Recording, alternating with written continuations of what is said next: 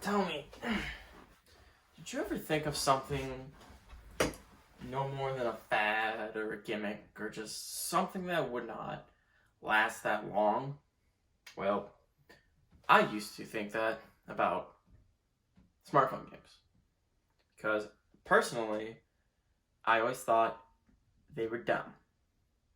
Not because I didn't like playing games, but just because I always grew up with the assumption that my phone was to do phone things, and then I had like a gaming console to do gaming things.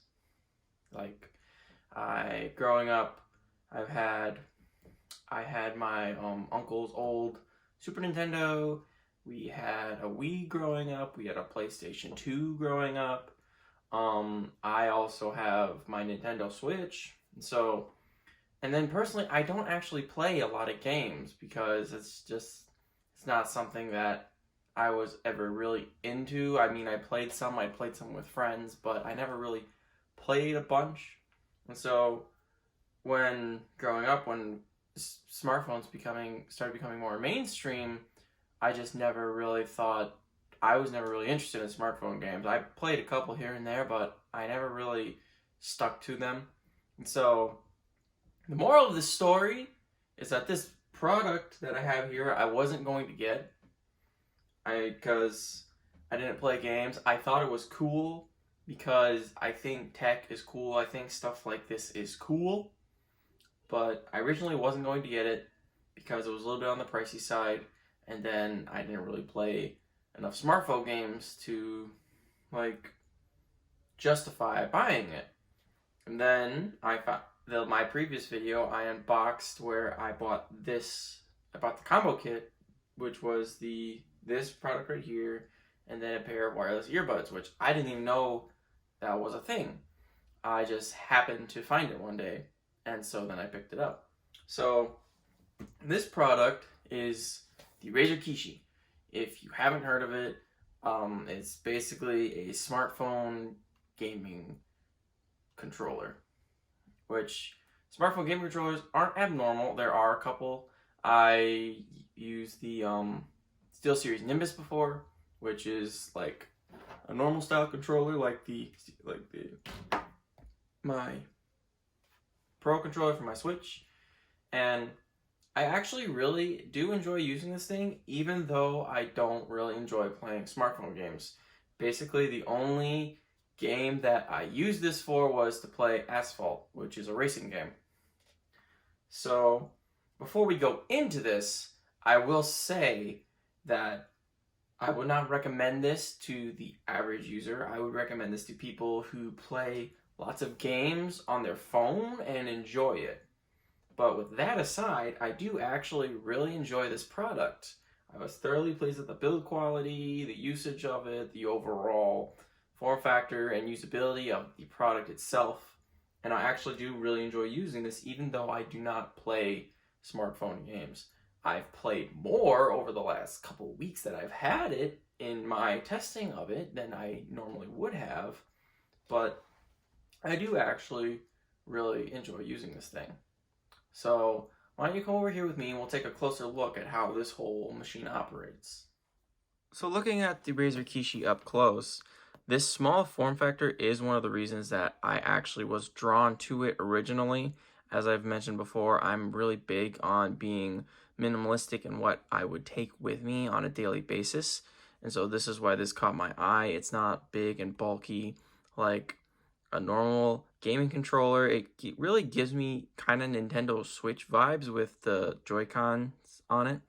And so, but taking a closer look at it, it's really cool. It's got two offset joysticks. It's got a D-pad and then our ABXY over here. It's got some triggers on the back, left and right toggles, and then trigger switches. And then on the back, it's all really nice and other details on it. It is made of plastic, which you can hear it like when you play with it, but it's not like cheap plastic. It's more like the dense, high quality plastic. And yeah, and then it's got a USB pass-through right here, which is another thing I like about this, because something like the SteelSeries controller I talked to you about, it runs on a battery, and originally that's what I thought this was for when I unboxed it, but it's actually just a pass-through because the Kishi itself does not run on a battery. It runs off the device you have it into, which this uses any phone that uses USB Type-C. So it would be any phone, Android phone circa, let's just say 2017.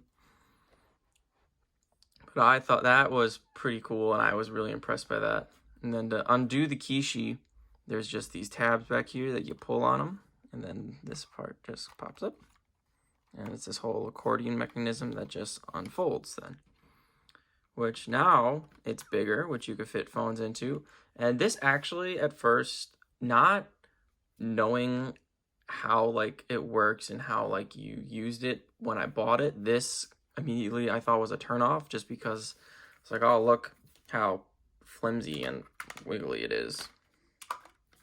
But then the more I used it, the more I was like, well, obviously this makes sense. They needed to find a way to keep it together as one piece and then make it so that it could fit in multiple phones.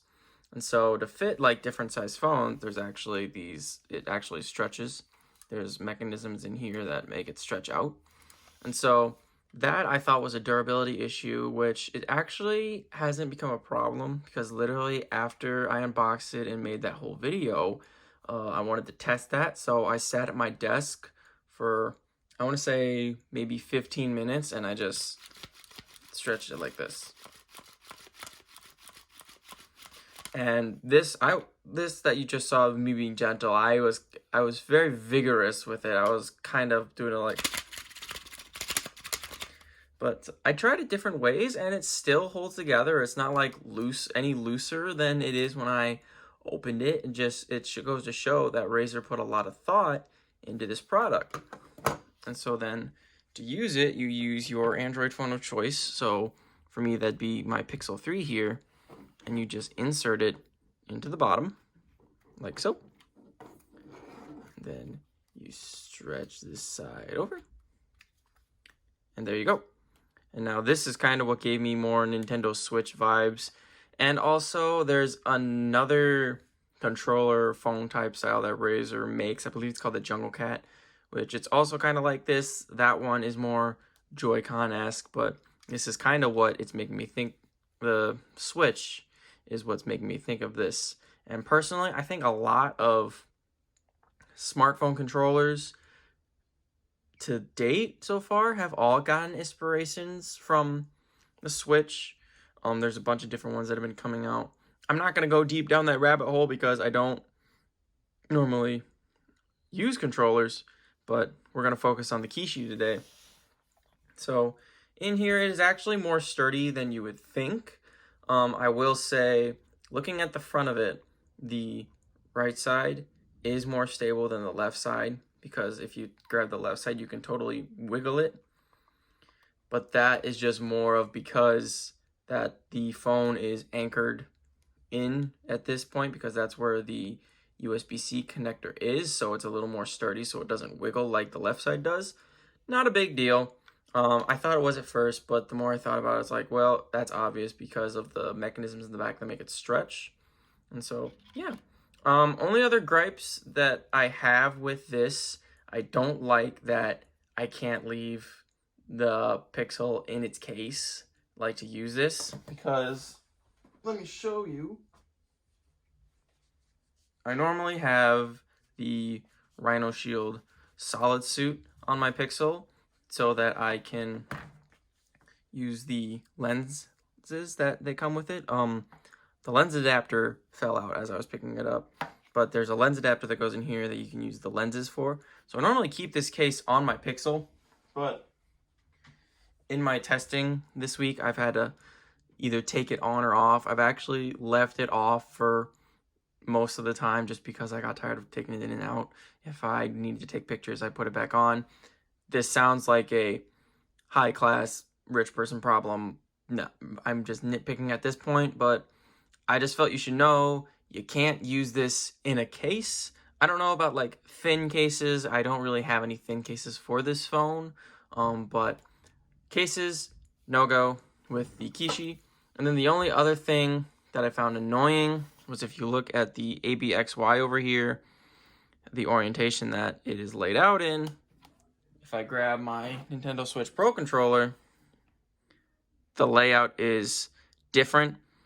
It's pretty much inverted from the AB and the XY on both of them, which it's not a huge deal because most smartphones aren't mapped like that, and if they are, they map them based on the inputs for your fingers, so a lot of that doesn't matter. But it's just, at first it was just hard to get used to, coming from my Nintendo Switch, being kind of having muscle memory, being used to where the AB and the XY were, and then even going back and forth after playing this for a couple days and then going back to my Switch, I had the same problem, that my thumb had kind of gotten used to this orientation instead of that. Again, I'm nitpicking at this point, but it's just something that I feel like I should point out. And then when you're all done using your Kishi, you just stretch it back out and pull the phone out. And then you fold it together. And there's these metal clips in the middle that just kind of overlap over each other. And then you push this in. And then we're back to our little controller.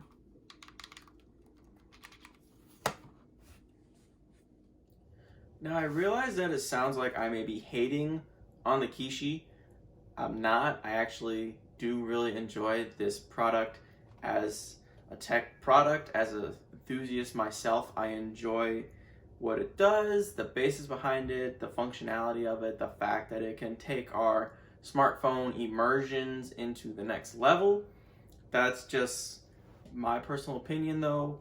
I also do not think the average consumer should get this, just because if you're not into gaming, if it's just a casual thing, don't spend the money on it because they're not cheap. But if gaming is something you're into, whether it's console or smartphone, or if you do it both on a daily basis and you're into it and you're fully immersed, then by all means, buy it. It's super fun. You will enjoy it. I guarantee it. It has the TannerReviewsIt stamp of approval for the right user base. Now, two things to keep in mind when you're purchasing this is that what system or software do you use? Because it's different based on whether you use an iPhone or whether you use an Android phone. I opted for the Android version with the USB Type-C port just because I'm firmly in the camp of that my phone is to do phone things like take pictures, make phone calls, average social media, stuff like that. And so I do have my other phone that is the phone that I enjoy playing Asphalt on. And so that is why I opted for this Android version. Now the other version for the iPhones is, the only difference is that it has the Lightning connector instead of this USB Type-C connector. Thus it is for iOS. There's also a third version which is called the Xbox Game Pass version. Now, don't be fooled by that. If you get the normal Android version, it'll still work for Game Pass. If you get the iPhone version, I believe it will work for Game Pass eventually when it comes to iPhone. I don't know if it officially has yet. I've heard rumors that you could go through Safari and do Game Pass, but there's an actual app that might be changing. I don't know. Don't quote me on that. But even if you have this version for your Android phone, you can still do Game Pass. The only thing that's different with the Game Pass version and this Android version is that the Game Pass version, this little button down at the bottom that has the little home logo to go to your home screen, it has an Xbox logo, and I believe it just goes to the Game Pass home and not the device home, which could be useful, could be not. Personally, I don't think it is. There is a price difference for just this Android version. I believe the Kishi is about $80 for both the iPhone and the Game Pass versions. They're both $100. So that is why I would not recommend getting the Game Pass Android version, because you're basically paying $20 extra for logo, which, if that's something you want, that is fine, totally up to you, nothing against you. I personally would not. what else was I gonna say? Oh, so then, or you can go the route that I did. If they still have them for purchase, I picked this up from Walmart because I got it in the combo pack with their truly wireless Hammerhead earbuds. That was my last video where I unboxed them on camera. I got it, I'm gonna say around maybe $100, $110, something like that. It is actually cheaper now because I looked at the link when I posted that unboxing video and the price has actually gone down. So I was a little upset that I paid more money for it. But if you're interested in buying the combo pack, I would totally recommend doing that because I don't know off the top of my head how much the Hammerheads are retail, but I know that it's more expensive to buy them as two separate things than to buy the combo pack. Because I think the combo pack now, last I checked, was down to $80. And so that is a big savings when you compare the two products by themselves and how much they cost.